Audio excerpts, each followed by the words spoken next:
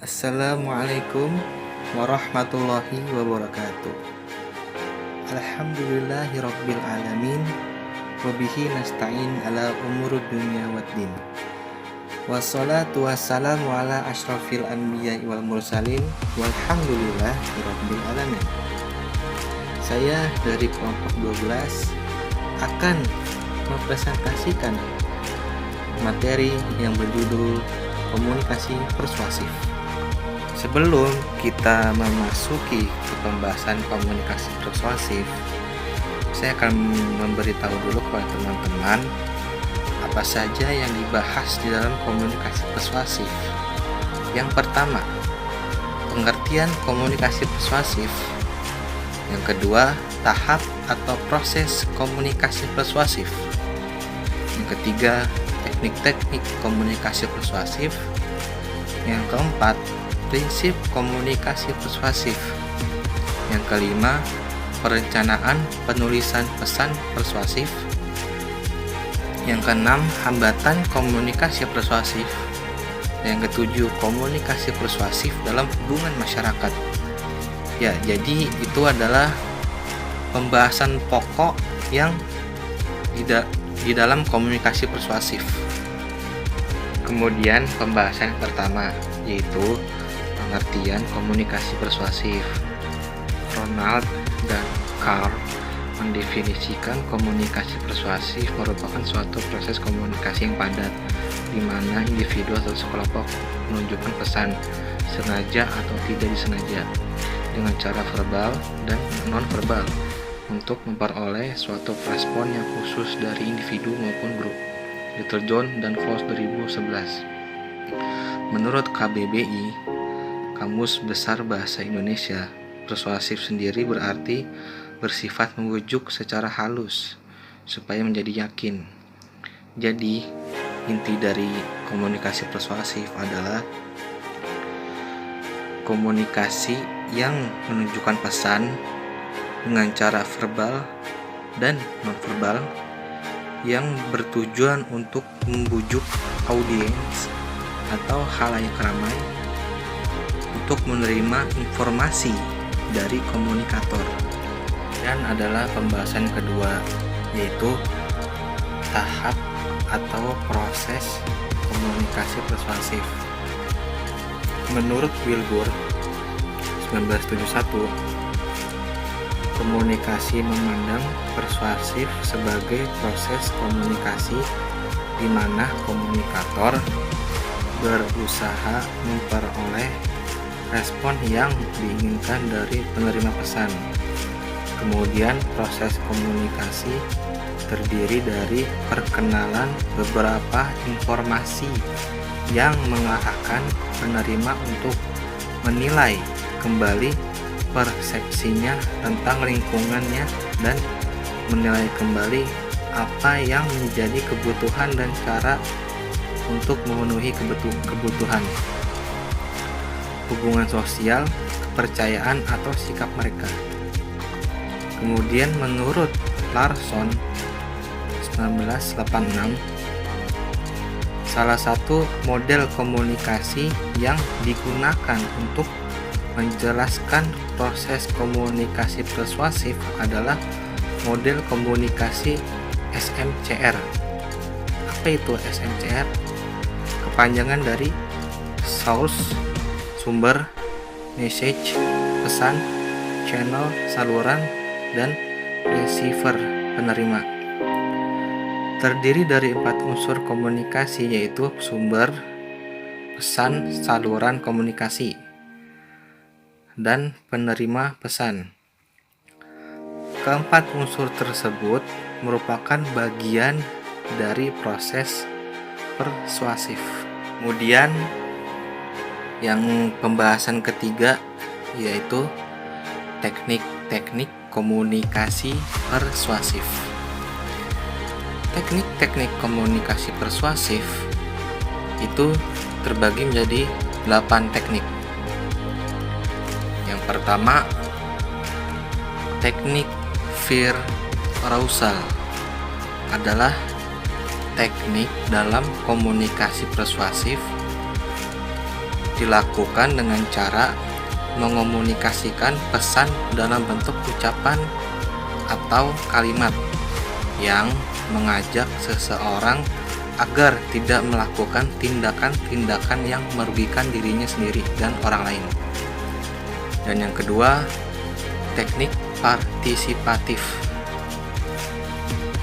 Teknik ini sangat berpengaruh pada teknik integrasi, di mana seseorang akan membujuk atau mempengaruhi seseorang dengan cara terjun langsung menjadi bagian dari kegiatan masyarakat.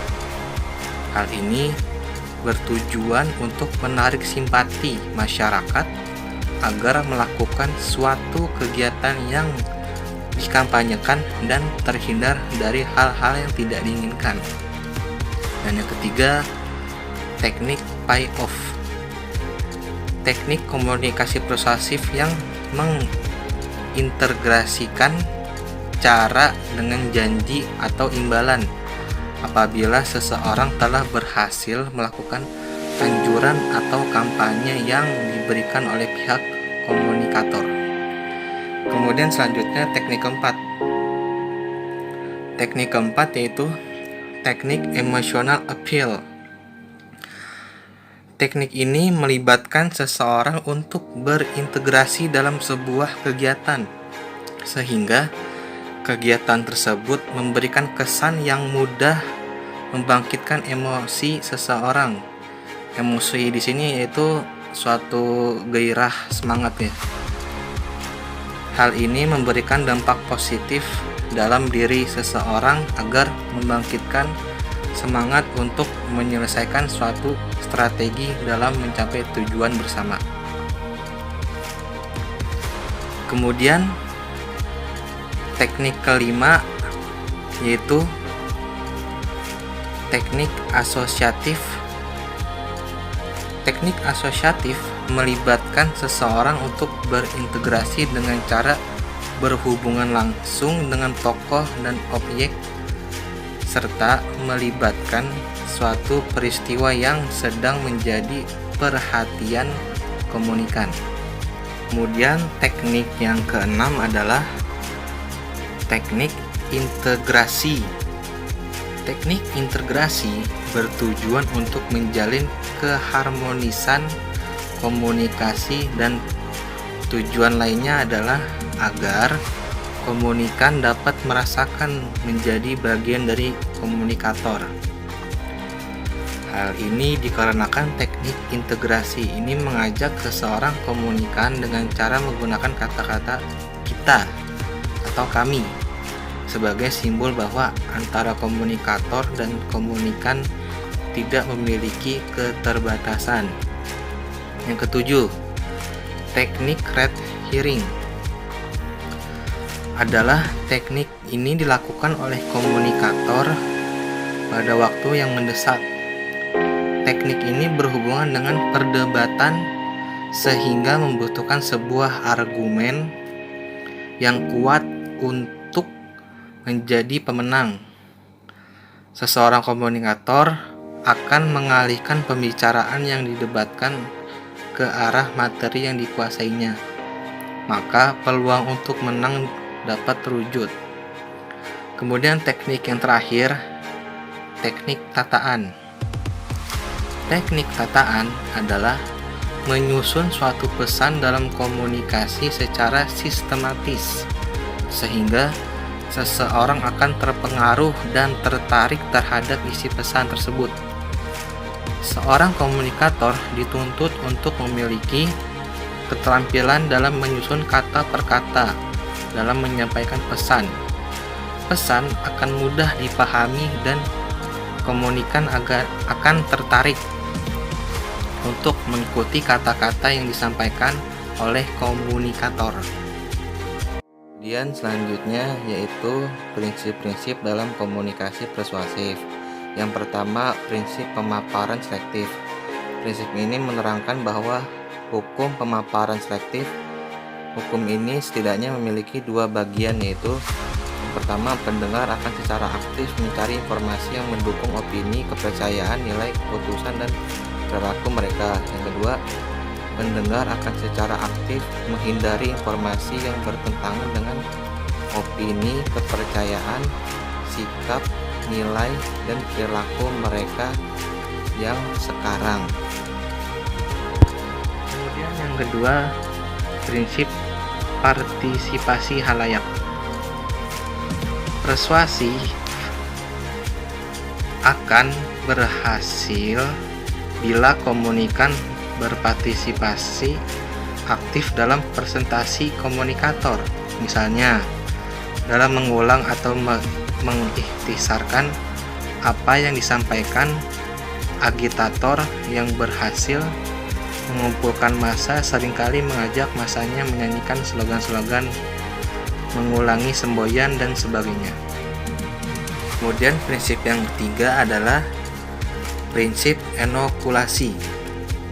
Prinsip ini menjelaskan tentang menghadapi sasaran persuasif yang terenokulasi atau sasaran yang telah mengetahui posisi persuader.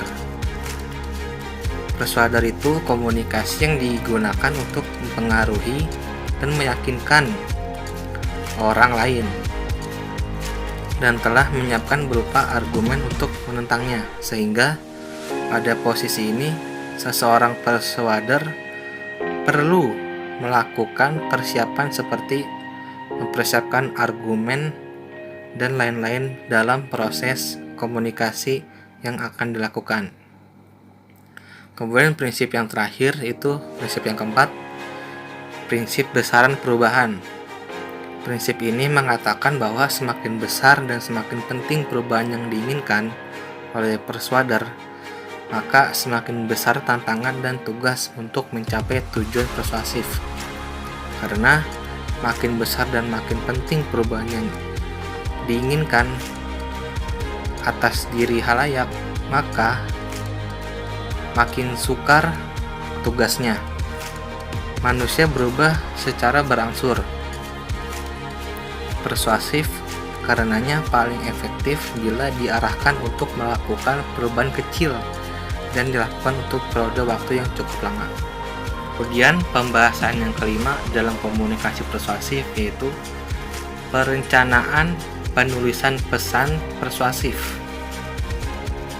1. Menarik perhatian halayak.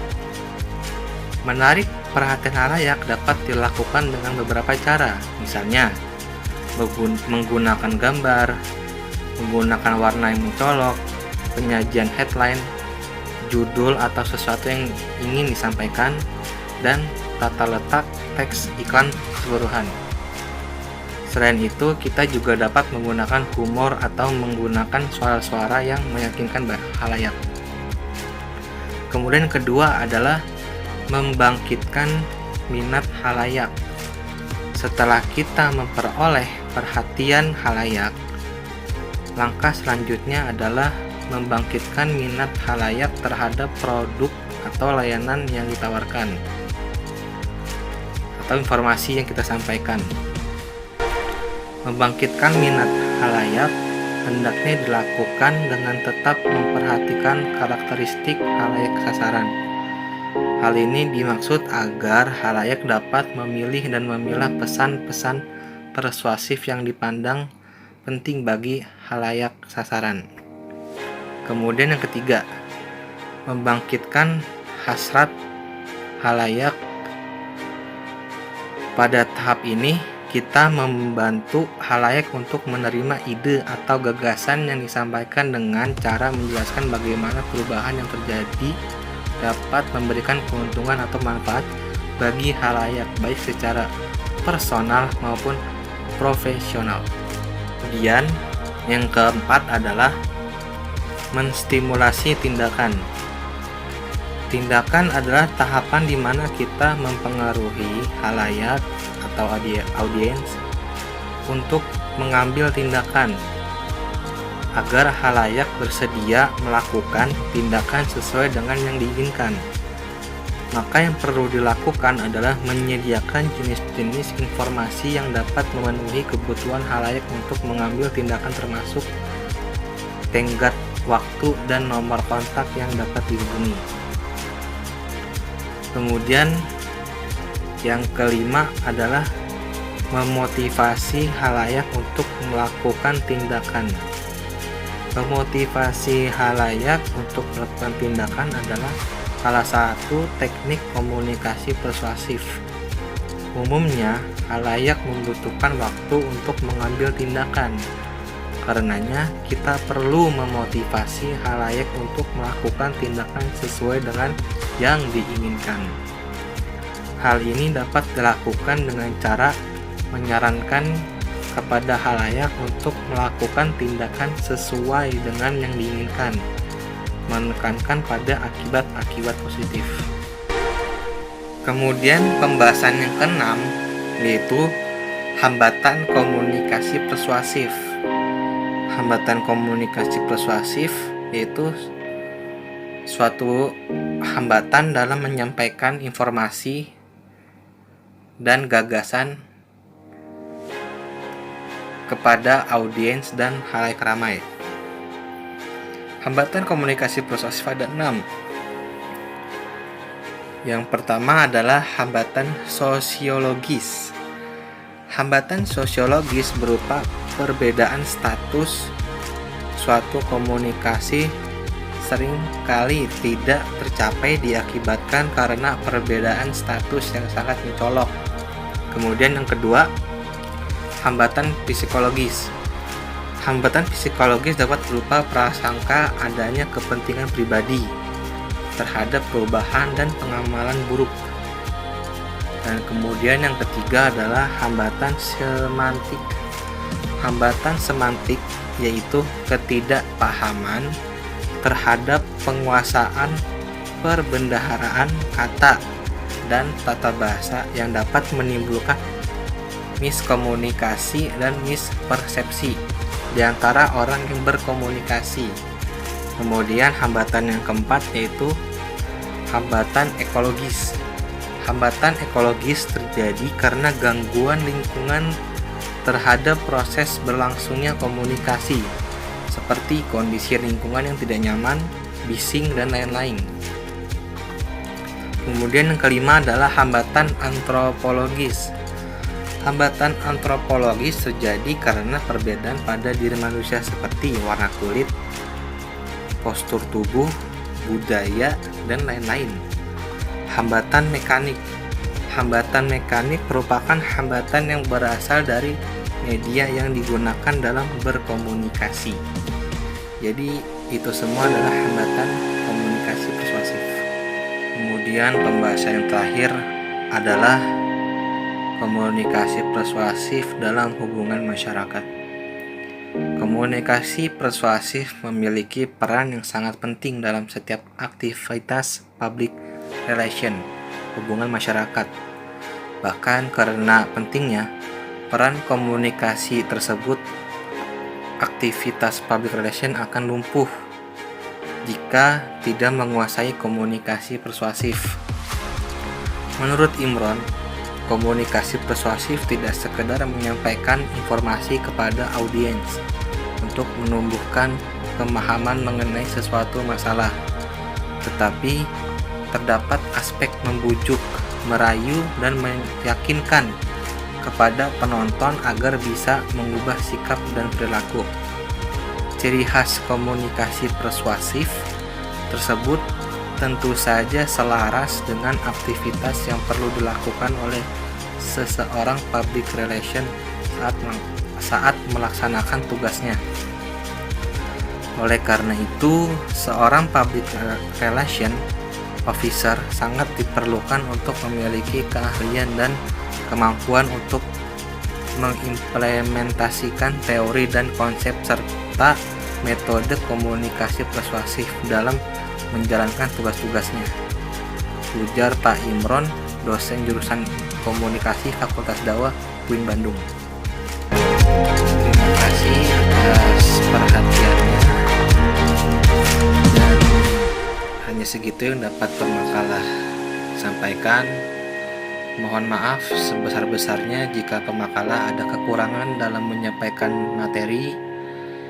Billahi taufiq wal hidayah.